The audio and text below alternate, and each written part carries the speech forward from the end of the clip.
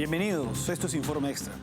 Empecemos con Brasil, donde un juez del Tribunal Supremo Federal ha ordenado el cierre de la red social X, algo que constituye un grave atentado contra la libertad de expresión de más de 21 millones de brasileños.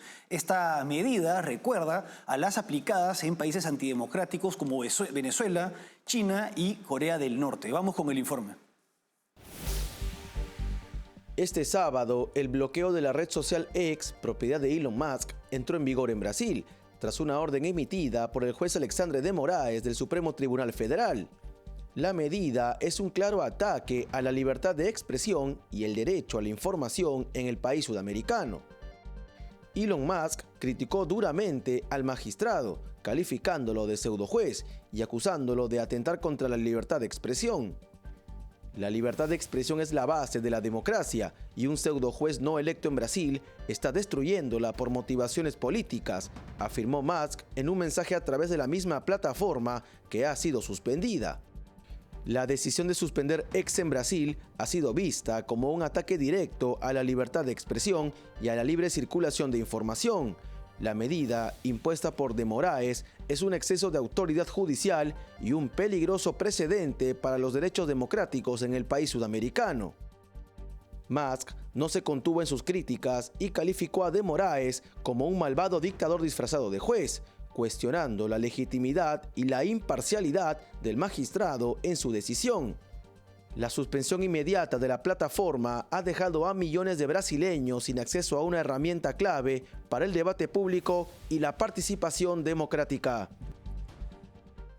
Un juez del Tribunal Supremo Federal de Brasil ha ordenado el cierre de la red social X, que es importantísima actualmente y en la que hay un importante debate político ya en todos los países del mundo. Esta medida se debe a que esta red social se negó a nombrar un representante legal en Brasil. Resulta que X, antes llamada Twitter, red social de propiedad del multimillonario tecnológico Elon Musk, se viene siendo presionada desde hace un tiempo por por la justicia brasileña y se ha negado a obedecer también órdenes para suspender cuentas de usuarios que son afines o opositores del gobierno de Lula da Silva. Todo bajo la excusa siempre utilizada de el discurso de odio o las fake news. Para entender más claramente lo que ha sucedido, hay que tener claro que esta situación viene desde antes, desde por lo menos el 2023, se viene presionando a través del Poder Judicial a la red social X. Y para entender claramente este último episodio, que ha acabado en la suspensión, el cierre de esta red en Brasil, retrocedamos al mes pasado. El 8 de agosto, este juez del Tribunal Supremo Federal de Brasil, llamado Alexandre de Moraes, ordenó a X el cierre de 7 cuentas de partidarios de Bolsonaro. Y X se negó a obedecer estas medidas, ¿no? Y con motivo de esta desobediencia, ¿no? a esta interferencia del Poder Judicial de Brasil, se ordenó una multa, se impuso una multa a X de unos 20.000 reales brasileños diarios, que equivale a $3.500, poco más de $3.500 como sanción. Y además de esto, se intervino las cuentas bancarias de otra empresa de Elon Musk en Brasil, Starlink, que se dedica a proporcionar internet en diversas partes y regiones de este país. Ahora bien, el 17 de agosto, por presiones del Poder Judicial, en las que incluso se amenazaba con detener a la representante legal de X en Brasil, por estas presiones, Elon Musk resolvió cerrar las oficinas de X en Brasil y acabaron siendo despedidos todos los trabajadores de esta empresa, de esta red social, con motivo de las presiones del Poder Judicial. Y entonces aquí vino la excusa o el detonante de esta noticia. El juez Alexandre de Moraes ordenó a Elon Musk, a X, que nombrara un representante legal. Y si es que no lo hacía en 24 horas, procedería a ordenar el cierre de esta red social en todo Brasil. Ahora, al margen de esto, también este juez, el Poder Judicial brasilero señala que Elon Musk en Brasil es investigado por los presuntos delitos de obstrucción de la justicia, organización criminal e incitación al delito, todo por negarse a obedecer o ser coaccionado por el Poder Judicial. En vista de que Elon Musk tiene la política de una libertad de expresión irrestricta en su red social, en X, desde que la compró hace poco tiempo, hace no muchos años. Bueno, además de esto, estaba la amenaza de detener a la representante legal de X en Brasil, de nombre Rachel de Oliveira Villanova Conceição. Entonces, por este motivo, Elon Musk no nombró a un representante legal y, como motivo de esto, el Poder Judicial ordenó finalmente el cierre de esta red social en todo Brasil, una medida polémica que atenta contra la libertad de expresión de millones de brasileños en Brasil. Tengamos presente que Brasil es el 6º país del mundo con más usuarios en X. Está por detrás de países como, bueno, Estados Unidos, el Reino Unido, Japón, la India e Indonesia.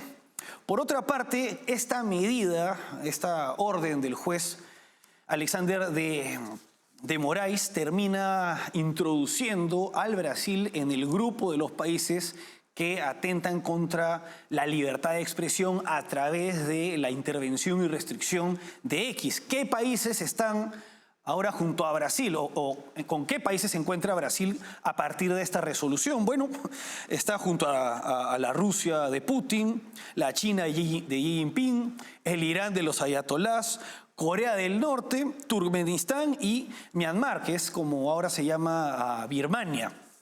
Y bueno, esta medida, más que atentar pues ir contra la desobediencia de un hombre rico, un magnate millonario, va contra los derechos de la libertad de expresión de millones de brasileros. Ahora, veamos cómo defiende esta postura, que esta postura corresponde, es una decisión del Poder Judicial, pero veamos cómo el gobierno avala esta resolución. Escuchemos las declaraciones de Luis Inácio Lula da Silva. O olhar de que todo e qualquer cidadão de qualquer parte do mundo que tem investimento no Brasil está subordinado à Constituição brasileira e às leis brasileiras. Portanto, se a Suprema Corte tomou uma decisão para o cidadão cumprir determinadas coisas, ou ele o cumpre, ou vai ter que tomar outra atitude. Porque não é porque o cara tem muito dinheiro que o cara pode desrespeitar. Esse cidadão é um cidadão americano, ele não é um cidadão do mundo. Ele não pode ficar ofendendo os presidentes, ofendendo os deputados, ofendendo o Senado, ofendendo a Câmara, ofendendo a Suprema Corte. Ele pensa que é o quê? Ele pensa que é o quê? Então é o seguinte, cara, ele tem que respeitar a decisão da Suprema Corte brasileira. Se quiser, bem, se não quiser, paciência. Se não for assim, esse país nunca será soberano. Esse país não é um país que tem uma sociedade complexo de vira-lata. Que porque o cara americano gritou, a gente fica com medo. Não. Esse cara tem que aceitar as regras desse país. E se esse país tomou uma decisão através da Suprema Corte, ele tem que acatar. Si vale para mí, vale para él. Bueno, veamos punto por punto lo señalado por el presidente del Brasil. Él utiliza el argumento de la ofensa, ¿no? Señala que no se puede ir ofendiendo a diputados, senadores y presidentes. Y la realidad es que este es un recurso que en la actualidad viene siendo utilizado para censurar y también como forma de autocensura por muchas personas. La ofensa es algo sumamente subjetivo.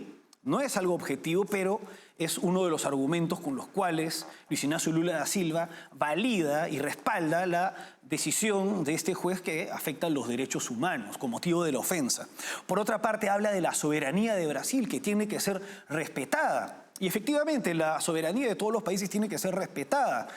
Sin embargo, la libertad de expresión es un derecho que va más allá de los distintos países, reconocido por instrumentos como la Declaración Universal de los Derechos Humanos, entre otros. Y la realidad es que la visión de personajes como Luis Inácio Lula da Silva acerca de la soberanía es algo cuestionable. Por ejemplo, recordemos que hace no mucho, hace unas semanas, el mes pasado, Lula da Silva junto a Gustavo Petro cuestionaron, si bien las elecciones de Venezuela, si bien las cuestionaron, dijeron que había que respetar la soberanía de Venezuela. Es decir, que no se cuestionen las arbitrariedades e injusticias que se están dando en dicho país. Y esta es la idea de soberanía con la que tenemos que interpretar su defensa de esta resolución del juez Alexander de Moraes. Por otra parte, habla pues, ¿no?, de defender la soberanía contra un magnate que hace lo que quiere, ¿no? Y este es el recurso, este es el discurso, ¿no? La soberanía de un país, ¿no?, del tercer mundo en crecimiento contra un magnate, contra un millonario. Y este es el argumento que vienen defendiendo quienes están a favor de atropellos contra la libertad de expresión como los que se están dando. Y es que no se va contra Elon Musk. Efectivamente sí se va contra él, pero principalmente se va contra millones de personas y usuarios que utilizan esta red social para hablar de política y que pueden tener posiciones que son incómodas para el gobierno de Luis Ignacio Lula da Silva. Ahora, con respecto a los jueces, este juez de Moraes ha ratificado este lunes su decisión y ha sido respaldado por otro juez bastante controvertido del Tribunal Supremo Federal, de nombre Flavio Dino. Flavio Dino ha sido, hasta hace no mucho, ministro de Luis Ignacio Lula da Silva y además ha sido senador. Y es un magistrado, un juez sumamente politizado que ha pertenecido al Partido Comunista de Brasil. Antes estuvo en el Partido de los Trabajadores y posteriormente ha estado ambos partidos que son parte del Foro de Sao Paulo, liderado por Luis Ignacio Lula da Silva, y por último estuvo en el Partido Socialista, por el cual fue senador. Evidentemente se trata de un magistrado sumamente politizado que va a estar a favor de sanciones que van contra un personaje que se ha posicionado a la derecha, pero que no es político, que es el magnate Elon Musk. Y bueno, recordemos también que con respecto a los demás jueces del Tribunal Supremo Federal de Brasil, son 11, pero la mayoría de estos han sido nombrados tanto por el gobierno de Dilma Rousseff como por el de Luis Ignacio Lula da Silva. En Brasil, el presidente nombra a los magistrados del Tribunal Supremo de Justicia previa aprobación del Senado. Ahora, para terminar, es bastante preocupante que en el segundo país más grande de América y el país más grande de América del Sur estemos viendo este atropello a la libertad de expresión de manera tan impune y que sea cada vez más común de alguna forma la presión contra dueños de redes sociales, la amenaza a sus representantes legales, ni siquiera al administrador, sino al representante legal. Esto es evidentemente arbitrario. Y que se termine imponiendo la coacción del Estado y el Estado a los individuos que tienen la libertad de acceder y escribir y opinar en diversas redes sociales. Y esto lamentablemente no se está dando solamente en regímenes dictatoriales, abiertamente dictatoriales, o en estados democráticos con gobernantes cuestionadamente democráticos, como es el caso de Luis Ignacio Lula da Silva, sino también en países democráticos. En Estados Unidos recientemente Mark Zuckerberg confesó que había sido presionado por el FBI para no dar información, para censurar información relacionada con el hijo del presidente Joe Biden en la campaña que lo llevó a la presidencia y posteriormente aceptó censurar por presión de la administración Biden a usuarios que daban información relacionada con el COVID. Y por otra parte, en Francia, otra democracia, se ha detenido al dueño de la red social Telegram, Pavel Durov. Y esto es bastante preocupante que se dé cada vez más en países países que se consideran democráticos, pero que al parecer estamos viviendo un momento en el que esto viene siendo erosionado, en que la libertad de expresión viene siendo cada vez más erosionada. Vamos ahora a una pausa y volvemos con México.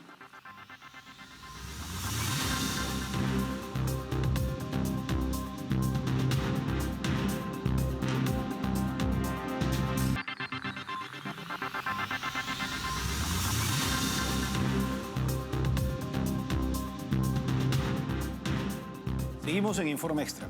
En México, 2 jueces han emitido resoluciones ordenando la suspensión de la reforma judicial que viene impulsando el gobierno de Andrés Manuel López Obrador. Vamos con el informe. Un juez mexicano ordenó a la Cámara de Diputados no discutir una controvertida reforma judicial impulsada por el presidente Andrés Manuel López Obrador, líder del movimiento socialista del siglo XXI en México. Esta propuesta ha generado tensiones con Estados Unidos y ha despertado inquietudes entre los inversionistas extranjeros, quienes temen que la reforma pueda debilitar uno de los contrapesos más importantes del poder ejecutivo en el país. La reforma, respaldada por la sucesora de López Obrador, Claudia Sheinbaum, plantea la elección popular de alrededor de 7.000 jueces, magistrados y ministros, lo que reduciría los requisitos de experiencia y edad para estos cargos y disminuiría el tamaño de la Suprema Corte de Justicia de la Nación. Esta reforma podría politizar la justicia y concentraría el poder en el Ejecutivo, lo que abriría la puerta a la influencia del crimen organizado en el Poder Judicial. La orden del juez, emitida en respuesta a preocupaciones sobre los derechos laborales de los trabajadores judiciales, prohíbe temporalmente al Congreso debatir y votar sobre la reforma. Sin embargo, en el pasado, el Congreso ha ignorado órdenes judiciales similares, lo que genera dudas sobre si acatarán esta disposición. La reforma representa una amenaza significativa al Estado de Derecho en México al subordinar la independencia judicial a la política y con ello se pone en peligro la estabilidad legal del país, un factor clave para la economía y el respeto a los derechos fundamentales. El gobierno de Andrés Manuel López Obrador viene impulsando una reforma institucional bastante ambiciosa en México y también bastante controvertida. Todo apunta por las distintas medidas que ha propuesto que se estaría buscando concentrar el poder en el Ejecutivo a costa de los demás poderes. ¿Cómo? Debilitando al Poder Legislativo, eliminando organismos constitucionales autónomos y además politizando al Poder Judicial. Y este aspecto es el que más controversia y oposición ha generado. La reforma judicial, que es parte de la llamada Cuarta Transformación en México, que busca la elección por voto popular de ministros de la Corte Suprema de Justicia de México, que es la máxima instancia constitucional y judicial del país, y también de los magistrados y de los jueces. Es de este modo que miles de trabajadores del Poder Judicial, así como ministros judiciales, magistrados y jueces, además de organizaciones sociales, han iniciado manifestaciones en contra de esta reforma constitucional. Se ha dado un paro judicial desde el miércoles 19 de agosto. Y es que estas medidas constituyen el camino a la erosión de la democracia y del Estado de Derecho en México, teniendo presente que en la mayoría de países de Hispanoamérica este sistema no es perfecto, ni el sistema judicial, ni el sistema, digamos que la estructura constitucional y política nunca es perfecta, pero todo apunta a que va a ser aún peor y que el país se dirige a un camino autoritario de la mano de Morena, que es el partido oficialista. Ahora, con el fin de impedir esta reforma judicial, dos magistrados se han pronunciado a través de resoluciones que buscan, impedir que se continúe con este proceso. El primer caso es de María Eugenia Magaña López, que es jueza federal del estado de Morelos, quien ha emitido una resolución señalando lo siguiente, y cito, que dicho proyecto en particular no podrá ser discutido y votado por la Cámara de Diputados de la nueva legislatura. En suma, la independencia judicial y un sistema de justicia libre de coacciones es una garantía para la sociedad. Por otra parte, el otro magistrado es Felipe V Consuelo Soto, que es juez federal en el estado de Chiapas, quien emitió una resolución similar ordenando que en caso de que la reforma sea aprobada en el Congreso de los Diputados, no se envíe a los congresos de los distintos estados que integran los Estados Unidos mexicanos. Hay que tener en cuenta también, por otra parte, lo siguiente. Este lunes 2 de septiembre se ha iniciado la legislatura en el Congreso mexicano con los parlamentarios elegidos en las últimas elecciones generales, ¿no? Y también el 1 de octubre empezará el gobierno de Claudia Sheinbaum, quien es del partido oficialista de Morena, que es la persona elegida por Andrés Manuel López Obrador y quien está validando y respaldando todas estas propuestas. Ahora, Este martes 3 de septiembre empezará el debate por esta reforma judicial. Y es en este contexto que ambos magistrados han emitido estas resoluciones. Tengamos presente también que la Cámara de Diputados, los congresos, el camino para elegir y aplicar esta reforma judicial es el siguiente: se aprueba en el Congreso de los Diputados, en la Cámara de Diputados, después en el Senado, y luego se remite a los distintos congresos estatales, de los cuales por lo menos 17 tienen que aprobar esta reforma para que se haga el cambio constitucional que está buscando el oficialismo en México. Ahora, aunque uno pueda estar en contra de las medidas impulsadas por Andrés Manuel López Obrador, que son evidentemente demagógicas y que veremos en el siguiente bloque, la realidad es que estas medidas del Poder Judicial no se sostienen por el hecho de que los jueces no pueden interferir en el trabajo y las atribuciones del Poder Legislativo, del mismo modo que el Poder Ejecutivo no puede interferir en el Poder Judicial. Lo que deberían hacer los magistrados y el Poder Judicial mexicano es no aplicar leyes que se consideran inconstitucionales. Y eso, luego de que la Suprema Corte de Justicia, que busca intervenir el oficialismo, las califique como tales para que no sean aplicables. Pero lo que no pueden hacer es tratar, mediante resoluciones judiciales, de impedir que el Poder Legislativo, por más de que uno esté en contra, lleve a cabo sus atribuciones, ejerza sus atribuciones. Vamos ahora a una pausa y regresamos con la defensa demagógica que Andrés Manuel López Obrador está haciendo de esta reforma judicial.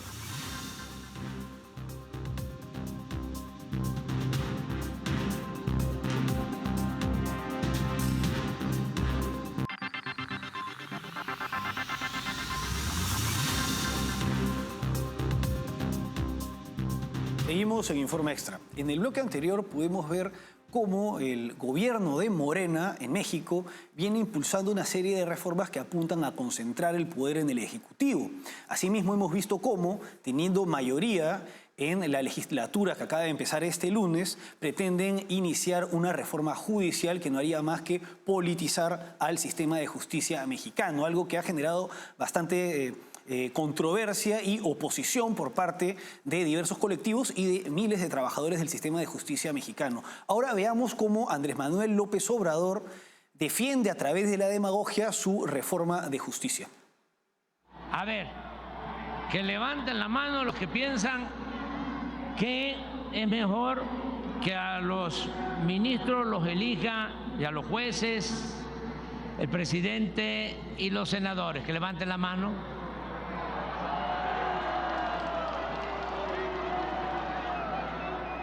Pues no veo a nadie. Que levanten la mano los que consideren que es mejor que los elija el pueblo, a jueces y magistrados. Bájenla.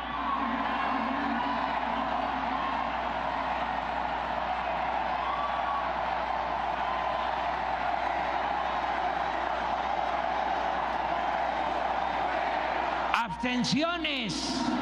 Que levanten la mano. No hay abstención. Bueno, esto ayuda a entender cuál es el sentimiento del pueblo.